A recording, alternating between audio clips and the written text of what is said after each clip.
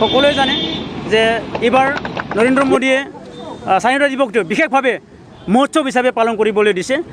গতিকে সেয়ে আমি সকলোকে ঘৰে ঘৰে তিৰংগা উৰুৱাবলৈ আমি আজি এই কাৰ্যসূচীৰ যোগেদি আমি আহ্বান কৰিম।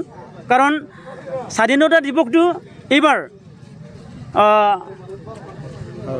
সকলোৱে এটা উৎসৱ হিচাপে পালন কৰিবলৈ লৈছে। এটা ভাল এটা লক্ষণ আমি ক'ব লাগিব। কাৰণ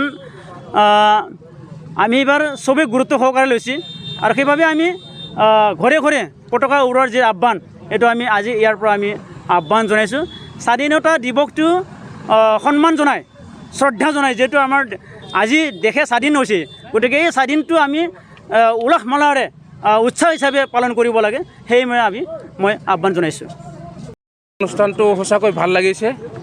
আমি দেশৰ ৭৫ সংখ্যক যিটো স্বাধীনতা দিৱস, এই স্বাধীনতা দিৱসত আমি গড়েশ্বৰ তামোলপুৰ জিলাত যিখিনি নেকি আমাৰ ইউপিপিএলৰ মানে হেৰি আছে, ব্লক আছে, এই ব্লককেইটাত আজিৰ তাৰিখত আমি গোটেইকেইটা ব্লকতে আমি নিৰ্দেশ দিছোঁ জিলাৰ তৰফৰ পৰা প্ৰতিটো ব্লকত আজি মানে আজাদী কা অমৃত মহোৎসৱৰ কাৰণে বাইক ৰেলী আমি অনুষ্ঠিত কৰিম। আমি খুবেই ভাল পাইছোঁ, খুবেই আনন্দিত।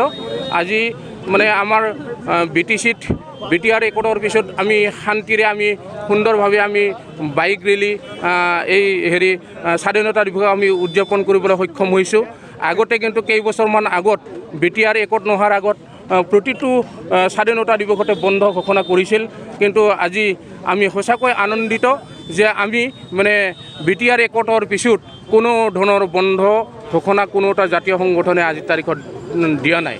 তাৰ বাবে মই সংগঠনসকলকো মই ধন্যবাদ জনাইছোঁ।